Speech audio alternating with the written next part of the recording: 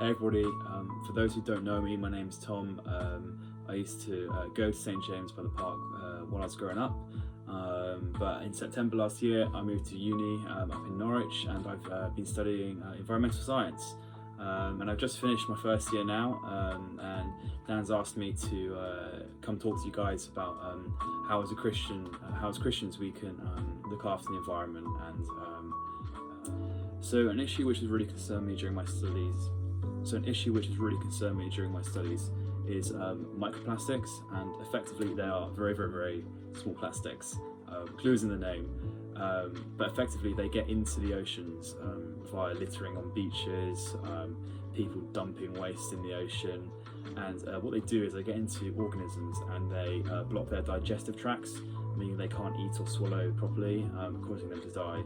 And what this can lead to is populations of fish dying out or in certain areas, which cause the organism which was feeding on that fish to have less food, which causes the population of that organism to become smaller, affecting the whole biodiversity of the area.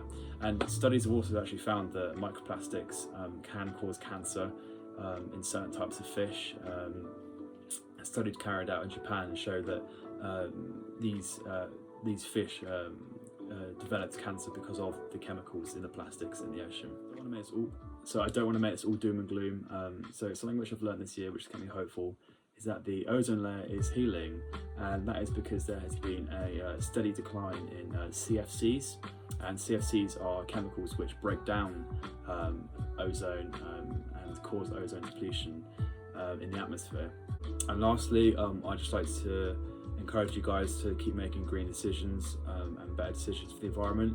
And I know that sounds probably a little bit corny or cheesy, but genuinely, like, it's all we can do is make better decisions as Christians to look after the world that God has given us and to look after His creation, because every aspect is being affected by climate change. It's not just humans; it's on the very, very small scale.